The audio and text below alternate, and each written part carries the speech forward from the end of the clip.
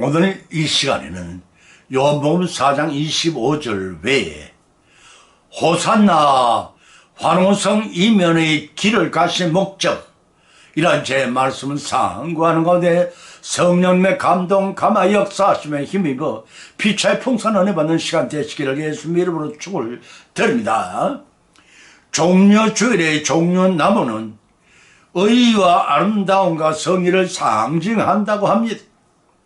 그런데 고난주간의 첫날이 종려주일로 불리는 것은 예수님께서 예루살렘 성에 입성하시던 당시 메시아로 계승한 왕처럼 오심을 군중이 나무 가지를 꺾고 흔들어 환영하는 데서 유래되었습니다. 이 주일을 도미니카 호산나 주일이라고도 부르기도 했는데, 이런 명칭은 그리스도가 입성하실 때 환영한 무리들이 호산나라고 환호를 외쳤기 때문에 비롯되었습니다. 종려주일은 서로마 교회 시대에 교회에서는 이날 그리스도의 순환사를 낭독했기 때문에 고난주일 도미니카 패쇼니스라고도 불려졌습니다. 우리는 매년 이날 맞이할 때마다 당시에 당장한 예수님께서 환호한 무리가 며칠 후에는 예수를 못 박아 죽이라고 돌변하는 자들만 하시면서도 그들의 죄값을 치르고 구원을 해 주시려고 뜨거운 사랑을 백성의 환호를 받으며 예루살렘 성에 입성하셨던 것입니다. 주님의 그 심정을 제자들 마저 헤아리지를 못했습니다. 예수님 명예나 권세가 부족해서가 아니라 당신의 자신이 만드신 죄인들을 죽음에 구하시려고 치욕의 십자가를 지시려고 자원하여 이 땅에 오셨고 또 예루살렘 성에 입성하신 것이었습니다. 예수님 본래 제2위의 성자요 메시아이시면서도 초란 나귀를 타시고 입성하시는 주님 모습에서 겸손과 온유하심을 묵상하면서 다시 한번 당하신 노고와 고난이 얼마나 크고 감사한 것인지를 우리는 깨달아야 합니다. 그런 차원에서 이 시간에는 성경의 세 가지 말씀을 발췌하여 본문으로 삼고 말씀을 상고하는 가운데 성령님의 감동, 감화, 역사점 힘입어 피차의 은혜를 받고 실천하시는 복을 받는 귀한 시간 되시기를 예수님의 이름으로 간절히 축원을 드립니다. 첫 번째는 메시아 측의 공식 선언을 위함이셨습니다. 요한복음 1장 41절로 41절 찾아보면 기록하기를 그가 먼저 자기의 형제 시몬을 찾아가 말하되 우리가 메시아를 만났다고 하고 메시아를 번역하면 그리스도라고 했고, 또 요한복음 4장 25절에서는 여자가 가로되 메시아 곧 그리스도라고 하는 이가 오실 줄은 내가 아노니 그가 오시면 모든 것을 우리에게 고하시리이다. 예수께서 말씀하시되 네게 말하는 내가 거니라고 주님께서 가르쳐 주셨습니다. 먼저 마태가 제시해주는 그리스도요 구약 예언의 성취자로서의 예수님의 측면과 왕으로서의 예수님의 두 측면과 관계된 핵심 장면을 통해 조명하고 살펴보고자 합니다. 첫째는 구약 예언의 성취자로서의 예수님, 마태복음에서는 예수님의 특별한 행적에 대해서 이런 선자의 말씀하신 바를 이루려 하심이라는 구절을 마태복음 2장 15절, 23장 14절에 걸쳐 나타나고 있습니다. 또한 130회에 걸쳐 구약을 인용하고 있습니다. 뿐만 아니라 그를 통하여 구약의 율법, 습관 등과의 관련하여 예수님 모습을 조명해주고 있습니다. 예수님에 대한 예언은 이미 수천 년 전부터 있어 왔습니다. 예언대로 성취하셨다는 것은 결국 예수님의 초월적인 고난을 당하시며 부활하시는 전 과정에서 보여주신 모든 구원 행동은 우연한 것이거나 단순한 교리적 허구가 아님을 정명합니다. 여타 종교들처럼 어느 창시자가 문득 새로움을 깨달은 끝에 창시하거나 기성 종교를 개혁한 새로운 종교를 형성하는 것과 같이 유태교를 개혁한 걸로 착각하는 오류를 범해서도 아니 됩니다. 예수님의 구약 일부만 택하여 자신의 폐쇄적인 민족주의와 인본주의 중의 해석을 가한 유태교를 개혁한 것이 아닙니다. 구약의 진리 전체를 개성하여 천지 창조 때부터 있었던 참신앙의 종교를 결정적으로 회복한 것입니다. 때문에 기독교는 예수님의 12사도 때부터라고 하겠지만 성경적인 사실을 볼 때는 천지 창조 때부터 예수님이 구약의 성취자로서의 사역을 맡으신 것을 알 수가 있습니다. 두 번째는 메시아 곧 왕으로서의 예수님입니다. 예수님 당시의 유대인들은 메시아를 고대하고 있었습니다. 전성대로 다윗 왕과 같이 로마 제국을 물리치고 유태인 자신들을 세계의 지배자로 격상시켜주고 온 땅을 점령할 새 시대를 열 것을 기대했습니다.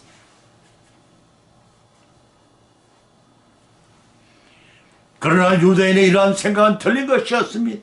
마태는 틀린 사실을 줄곧 예언된 메시아 곧 왕으로서 이 땅에 오셨음을 강조하고 있는데, 그 첫째는 전 우주의 왕으로서의 예수님이십니다. 국화된 일부 지역인 이 세상에 잠깐 제국을 세우러 오신 그런 왕이 아니셨습니다. 전 우주적 전체의 영원한 왕이시며 유대인만을 구해주는 왕이 아니라 전 세계 만민을 구원하신 왕이셨습니다. 마태복음 25장 30, 28장 19절 말씀입니다. 그 두 번째는 새 하늘과 새 땅의 영원한 왕으로서의 예수님이셨습니다. 예수의 나라는 당신께서 성육신하심으로 이미 도래되었지만 근본적으로는 세상과 전 우주가 녹아 없어진 이후에 베드로후서 3장 12절로 13절 계시록 2장 1절에 기록된 대로 새로 조성된 새 하늘과 새 땅에 세울 나라입니다. 따라서 예수님은 지금 또 전 우주 만물의 왕이시면 바로 그 하늘나라의 영원한 불변의 왕이십니다. 세상의 왕은 힘과 법으로 나라를 세우고 통치하지만 예수님은 자신의 실행으로 그 백성을 구원하고 그 나라를 세우셨습니다. 예수님이 이러한 왕이셨기에 하나님과 백성과 백성 사이의 의를 먼저 채우시며 선악과 번제로 하나님과 백성 사이의 원수됐던 담을 허시고 평강을 가하여 스스로 십자가의 화목제물로 자신의 몸을 내어주셨던 것입니다. 놀랍다 주님의 큰 은혜, 우리의 죄를 속하시려 십자가 위에서 어린 양 보혈을 흘리셨네. 주님 은혜 우리의 죄를 다 씻은데, 주님 은혜 우리의 죄를 다 씻은데. 본문을 돌아가서 요한복음 1장 14절 15절에서는 나다나엘이 메시아를 만났다면서 베드로를 소개하실 때 이를 모두는 인정하셨고, 본문 요한복음 4장 25절에서는 물길로 나온 사마리아 여인에게 내가 메시아임을 처음으로 밝히셨습니다. 메시아는 히브리어이고 그리스도는 헬라의 명칭입니다. 같은 뜻으로 기름 부은 발을 차를 가리킵니다. 선지자나 제사장이나 왕 같은 특별히 구별되어 세워질 때 기름을 부어 하나님의 직무를 수행하도록 하셨습니다.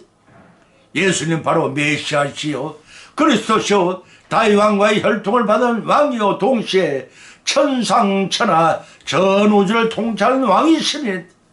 그러나 마태복음 21장 예루살렘에 입성하신 예수님께서는 겸손하셔서 나귀 새끼를 타시고 무지하고 지천하는 영적으로 회개한 죄인을 상징하는 세상 천민으로부터 환영을 받고 입성하심이, 이때부터 예수님 더 이상 회피하지 아니하시고 영적으로 회개치 않는 교만한 죄인들을 상징하는 유대의 종교 지도자들과 세상 권력자들과 정면을 충돌하심이, 그러나 십자가에 달리심으로 그들의 권세에 패배한 것처럼 보이셨지만 예수님께서 택한 죄인들을 위하여 피 흘려 죽으시고 3일 사흘 만에 다시 살아나시면 죽음을 정복하시고 성부 하나님의 인류 구속 사역을 성취하셨습니다. 이는 여자의 후손, 예수님의 발꿈치를 상하게 하는 여자의 후손인 뱀은 곧 사탄의 머리를 부숴버릴 것이란 예언 창세기 3장 15절의 원시복음이 실현된 것이었습니다. 이제 예수님의 예루살렘 성 입성이 무엇인지가 참여했으면 그것은 메시아 측의 공식 선언을 위한 것이었습니다. 메시아 측의 이 선언은 곧바로 회개하는 죄들의 생명의 길로 인도하시는 휘장적인 사랑의 배려에 있었습니다. 그 은혜의 감사와 찬미와 영광을 새서목으로 돌려드릴 우리 모두가 되어야 하지 않겠습니까? 두 번째는 구약에 예언된 구주심을 선언하기 위하심이라고 했습니다. 이사야서 53장 3절과 6절 8절과 10절을 찾아보면 기록하기를, 그는 실로 우리의 질고를 지고 우리의 슬픔을 당하였거늘 우리는 생각하기를 그는 징벌을 받아서 하나님께 맞으며 고난을 당하였다 하였노라. 그가 찔림은 우리의 허물을 인하며 그가 상함은 우리의 죄악을 인함이라. 그가 징계를 받으면 우리가 평화를 누리고 그가 채찍에 맞으면 우리가 나음을 입었도다. 우리는 다 양 같아서 그를 행하여 각기 체결로 각 그날 여호와께서는 우리 무리의 죄악을 그에게 담당시켰었도다. 그가 곤욕과 침문을 당하고 끌려갔으나 그 세대 중에 누가 생각하기를 그가 사한 자의 땅에서 끌었지만 마땅히 형벌을 받을 내 백성이 허물을 인함이로 하였으려.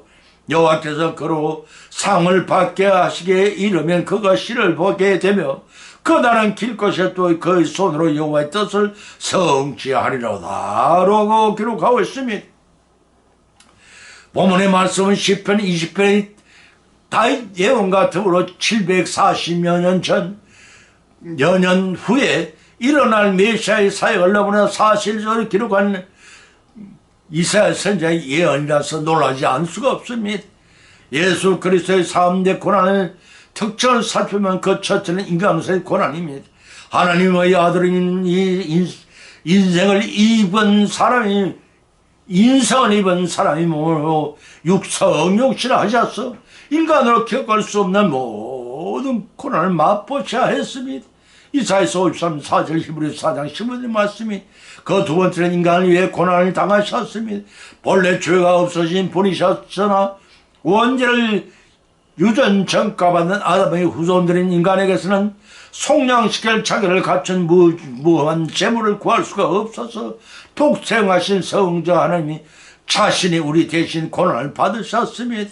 그 세 번째는 인간에 대한 의한 고난을 당하셨습니다. 자신이 만드셨으며 자신이 구원하고자 하는 인간들에 의해 고난을 받고 죽으셨습니다. 이사야서 53장 7절로 9절과 마태복음 27장 27절로 31절의 말씀입니다. 여기서 고난이란 예수님과 하나님 편에서는 순환이요, 대적하는 사람들의 눈을 보기에는 고난이셨습니다. 너무나도 손바닥을 들여다보듯이 사실적으로 묘사해 예수님의 순환의 참상만을 생각하면 감상적인 눈물을 흘리는 데만 머무르기가 쉽습니다. 감상적인 차원을 넘어 우리 신앙의 충격적인 도전을 주는 우렁찬 음성의 설을 읽다고 하겠습니다. 인간의 눈으로 보기는 도저히 믿기지 않을 하나님의 놀라운 큰 능의 오묘한 구소의 손길을 감동과 감격적으로 선포하고 있는 것입니다. 장차 인류의 구속주로서 오실 메시아는 인간으로는 연약하고 볼품이 없을 뿐 아니라 도수장에 끌려가는 어린 양처럼 죽임을 당하신 것입니다. 그것이 바로 도무지 치유 불가능한 인간의 죄를 제 문제를 해결하고 화평 얻게 하는 하나님의 불가사의한 구속의 방법인 것입니다. 인간의 상식을 믿기도 이해될 수도 없이 이 기적 중인 기적인 메시아의 대속 방법을 생각할 때 그것만이 구주란 사실을 어떤 논리적인 설득이나 운명을 통해서도 더 강하게 확신케 됩니다. 이를 통해서 우리 여호와의 뜻을 이루는 우리 성도들의 얻는 성례의 비결은 각자의 삶 속에서 창과 칼로 하는 세상의 무력의 방법이 아니라 메시아께서 그의 순환의 삶을 통해 보여주셨듯이 하나님께 대한 철저한 순종, 믿음으로 순종하는 길을 가는 분임을 믿으시기 바랍니다. 이제 하나님이 예루살렘에 입성한 목적이 무엇인지, 이제 예수님이 예루살렘에 입성하신 목적이 무엇인지가 참여해서 그것은 구약에 예언된 구주심을 선언하기 위함이었던 것입니다. 죄악에 물든 영혼들을 주께서 피로 씻으시네. 지금도 흐르는 그 피에 눈보다 더이게 씻어라. 주리 원해 우리의 죄를 다 씻었네. 주리 원해 우리의 죄를 다 씻었네. 우리의 죄가 막중하고 크다 할지라도 주님의 십자가 위에서 흘려주신 그 대속의 보혈을 깨끗이 씻을 수가 있는 것입니다. 우리 모두 주님 앞에 우리의 죄정을 다 가지고 나와서 지은 죄를 자복하고 다 해결을 받으시는 축복의 기회가 되시기를 예수님의 이름으로 간절히 축원을 드립니다. 세 번째는 영원한 속죄 사역의 성취를 위함이셨습니다. 로마서 5장 8절로 12절 찾아보면 우리가 아직 죄인 되었을 때 그리스도께서 우리를 위하여 죽으심을 하나님께서 우리에 대한 자기의 사랑을 확정하셨느니라. 그러면 이제 우리가 그 피로 인하여 어렵다 하심을 얻었은즉 더욱 그로 말미암아 진노하심에서 구원을 얻은 것이니 곧 우리가 원수 되었을 때 그 아들의 죽으심을 말미암아 하나님을 더불어 화목하게 되었으니 화목한 자로서는 더욱 그 살아심을 인하여 구원을 얻은 것이니라. 이뿐 아니라 이제 우리로 화목을 얻게 하신 우리 주 예수 그리스도로 말미암아 하나님 안에서 또한 즐거워하느니라고 밝혀놓고 있습니다. 보면은 우리 도전과 결단을 촉구하고 있으면 하나님께서는 우리를 사랑하신 하심을 확정하기 위해 독생하신 아들을 희생시키셨으면 그 희생적인 사랑으로 인해 우리가 구원을 받은 것입니다. 그런데 우리는 하나님의 사랑을 확정하기 위하여 무엇을 했는지 우리가 살아오는 과정 동안 한 번쯤 자신을 돌이켜보지 않을 수가 없습니다. 하나님 위해 하나님이 주시는 우리의 몫을 희생하지 않으면서도 말과 입술로만 사랑한다고 앵무새처럼 말하고 있지 않은지요. 보면 8절에서 사도 바울은 서두에서 우리가 아직 죄인 되었을 때라는 말은 보면 1절 10절에 우리가 하나님의 원수 되었을 때라는 말과 상관은 구절로서 구원받지 못한 인간의 상태를 보여주니 또 8절에서 죄인 헬라어 하마르톨로스란 말은 율법적인 측면에서 비춰봐도 규정을 어긴 범죄자임을 가리킵니다. 그러나 이런 아담의 선악과 범죄로 인하여 죄책을 전가받음으로 전적으로 부패한 죄성을 지니게 되었음을 의미합니다. 로마서 3장 10절 18절의 말씀 때문에 스스로 구원의 길을 찾을 수도 없는 바로 그러한 인간을 위하여 예수님 친히 대속의 구원을 자원하신 것입니다. 이 말씀의 뜻은 인간의 사랑을 넘어선 초월적인 사랑, 곧 자발적이고 무조건적인 사랑을 의미합니다. 다시 말해서 이는 어느 누구의 모방적인 사랑이 아니라 하나님의 본성을 쫓아 보이신 특별하고도 놀라워 동서고금을 통으로 듣지 못한 사랑인 것입니다. 이러한 사랑을 확정하셨다는 의미는 예수 그리스도의 십자가 사이에 오고 오는 세대에 걸쳐 모든 사람들에게 계속적으로 부어질 것을 뜻합니다. 이런 예수님께서 단번에 성취하신 구속사역의 효력이 영원토록 성도에 미친다는 뜻이기도 합니다. 히브리서 9장 11절 28절이 맞습니다. 사도 바울은 본문 9절에서 계속하여 증거하기를 우리가 그 피로 인하여 어렵다 하심을 얻었은즉 더욱 그로 말미암아 진노하심에서 구원을 얻은 것이라고 피력했습니다. 구약 제사 때 짐승의 피를 흘림으로써 예표된 바와 같이 예수님께서는 인류를 구원하시기 위해 친히 자신의 몸을 휘양히 제물로 바치셔야 했습니다. 십자가 위에서 흘리신 그 피의 공로를 우리가 믿음으로 구원을 얻는 것입니다. 그 피를 흘려야 하신 이유는 히브리서 9장 22절에 밝히기를 율법을 쫓아 그의 모든 물질이 피로서 정결케 되나니 피 흘림이 없은즉 사함이 없느니라고 하였습니다.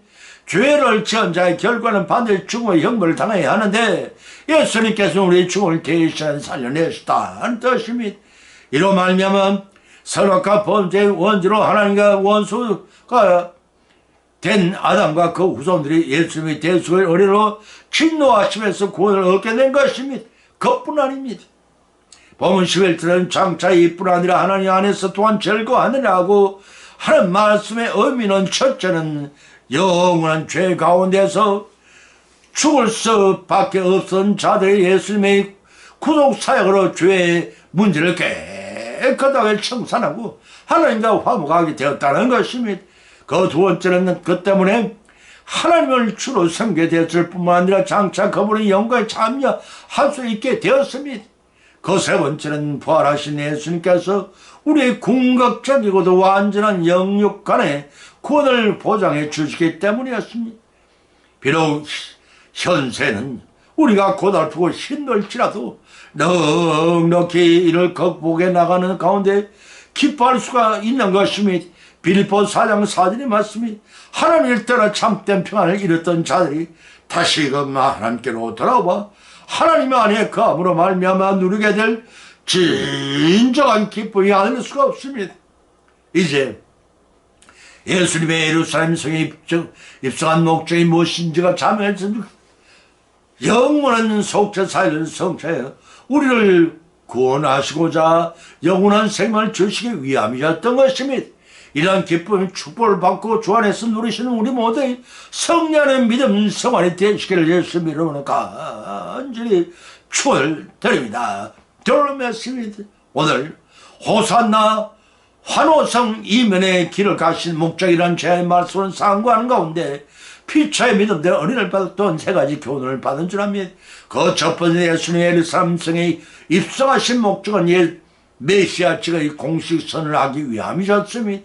두 번째는 예수님의 예루살렘 성에 입성한 목적은 구약에 예언된 구세주이심을 선언하기 위함이었습니다. 세 번째는 예수님의 예루살렘 성에 입성하신 목적은 죄인들의 영원한 속죄사를 감당하기 위함이셨습니다.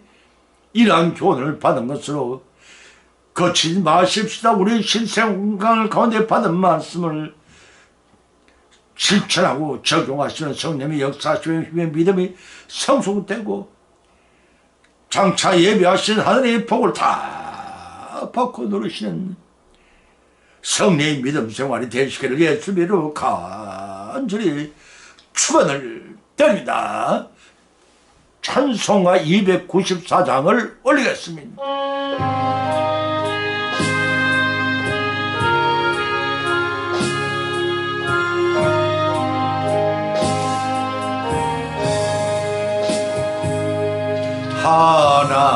하나님은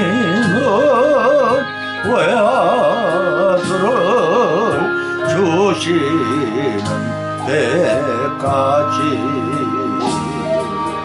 세상 사람 사랑하에 참 사랑이로다.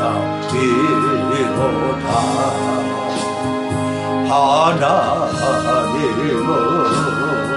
사랑이라 죄악에 빠져서 우리까지 사랑하니 참사랑 아닌가.